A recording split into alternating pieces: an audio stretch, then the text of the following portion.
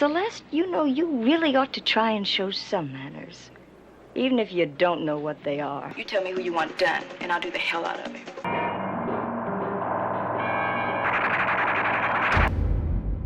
Before Wonder Woman or Lara Croft, these women ruled the streets in heels and leather. They fought pimps, mobsters, and entire systems. Pam Grier kicked through patriarchy. Tamara Dobson turned spy glamour into survival. Each broke records and sometimes bones to make history. But what made Hollywood so afraid of their power that the genre vanished overnight? Number 10, Jeanie Bell. He's not involved. I came here for action and not talk. How does a Playboy model become one of cinema's first black female action stars? Jeanie Bell did it with grit, grace, and a mean right hook. Before TNT Jackson, Bell broke barriers as the first African-American centerfold in Playboy, October 1969. But she wanted more than headlines. Cast by Cirio H. Santiago, she trained in martial arts for weeks, performing real stunts on the streets of Hong Kong for a budget under $200,000. Her character, Diana TNT Jackson, flew kicks, cracked skulls, and fought for her murdered brother, raw and fearless. Audiences loved her. The film grossed over $2 million worldwide, proving a black woman could lead an action hit. Critics called her scenes wild, especially the famous topless fight that shocked censors and thrilled crowds.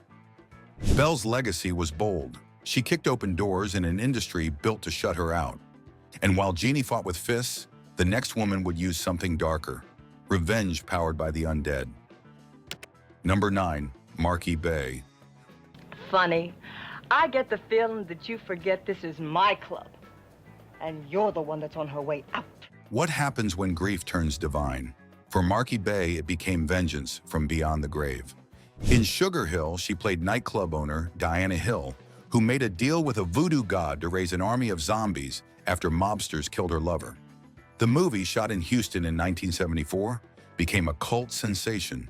Its mix of Afro-Caribbean ritual, disco funk, and supernatural revenge stood out in a sea of gun-toting crime flicks. Bey's calm, commanding presence sold every chilling scene. Her silver-eyed zombies struck down villains one by one, each kill symbolic of the powerless taking back control. The movie grossed $1.2 million in its first month and became a drive-in hit. After Sugar Hill, she shifted to television. Starsky and Hutch, Charlie's Angels, Beretta, proving range beyond horror. Bey made death fashionable, vengeance beautiful, and fear a woman's weapon. But the next star would trade voodoo for voice, intellect, and activism. Number 8, Denise Nicholas. Still stay?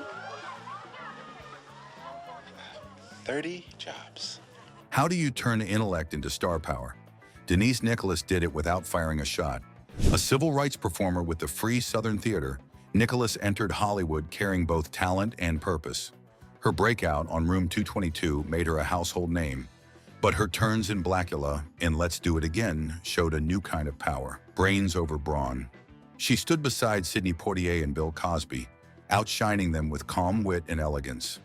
Nicholas wrote much of her own dialogue to reflect authentic black speech on screen.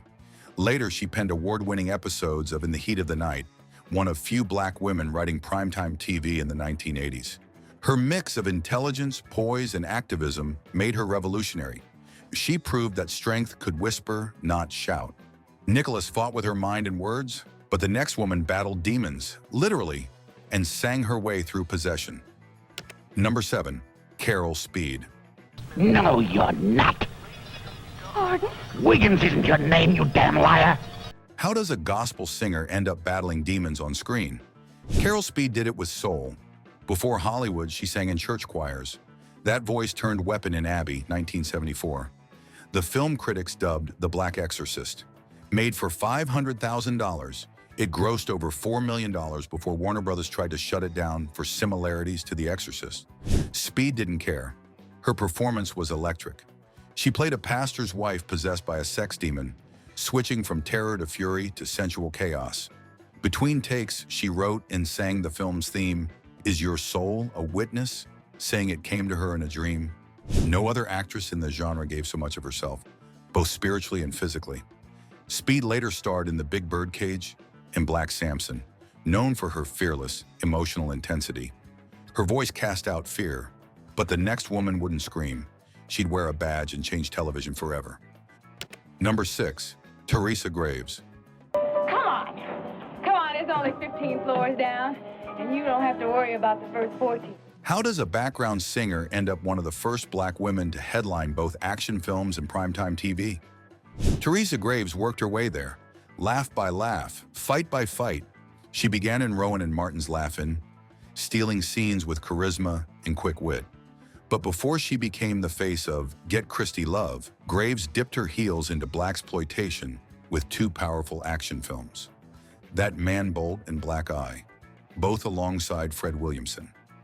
In That Man Bolt, she played a sharp, street-smart woman navigating global espionage beside Williamson's smooth secret agent. Their chemistry carried the film's mix of kung fu, car chases, and swagger.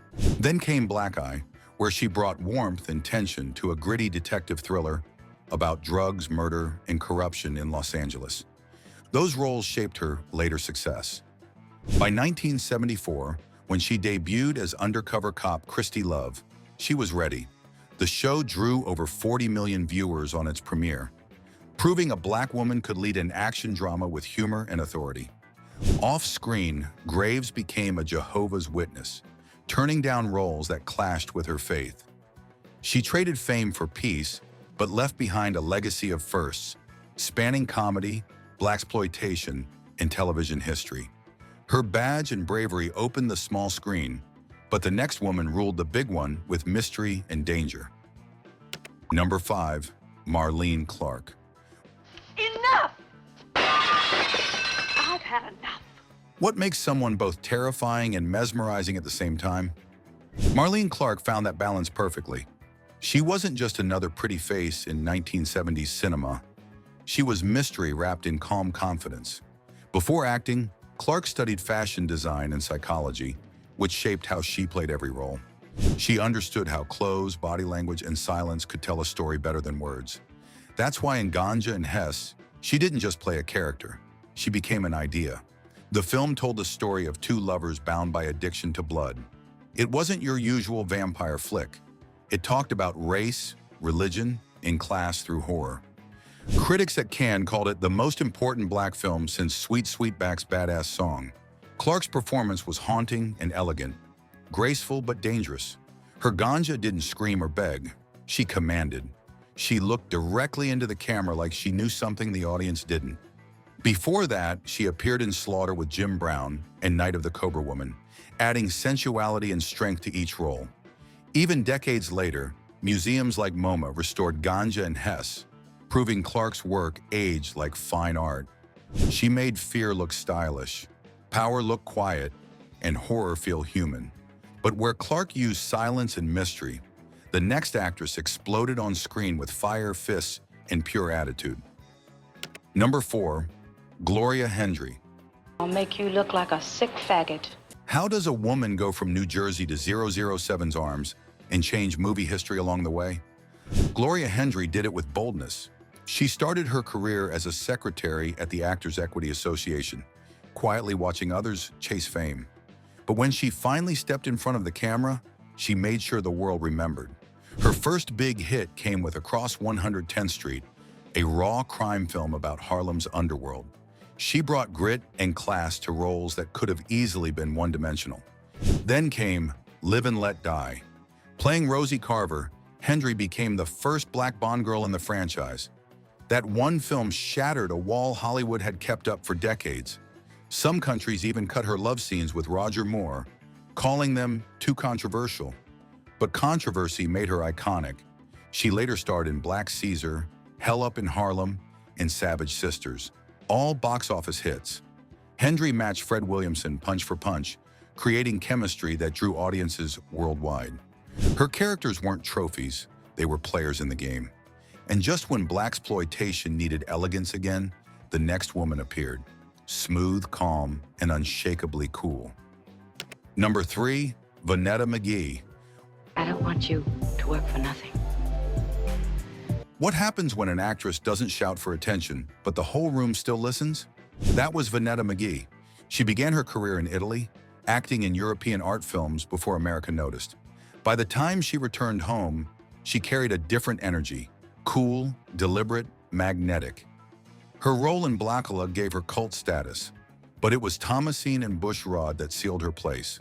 She and Max Julien, her real-life partner, played outlaw lovers, robbing the rich and outsmarting the law. It was part romance, part rebellion, and all attitude. She later co-starred with Clint Eastwood in The Iger Sanction, crossing into mainstream Hollywood while still representing the sophistication of Blaxploitation's best. Critics praised her understated authority. She once said she disliked the word Blaxploitation because to her it sounded dismissive. She saw her work as art, not trend. McGee made strength look graceful. And while she played chess with her roles, the next woman towered over the screen, literally and symbolically. Number 2, Tamara Dobson. You're in terrible trouble, Snake. How do you stand out in a room full of legends? Being 6'2" definitely helps. Tamara Dobson didn't just stand tall, she dominated. Before acting, she worked as a fashion model for Vogue and Essence. Her height and poise got her noticed by Warner Brothers, who wanted someone commanding for their next heroine. The result was Cleopatra Jones, a spy who fought drug lords with karate kicks, rolled in a custom Corvette, and dressed like royalty. Dobson brought style and dignity to a genre often rough around the edges. Her wardrobe, fur coats, leather jumpsuits, and 6-inch heels became cultural symbols. She refused to do nude scenes, keeping her image classy when others were pushed toward exploitation.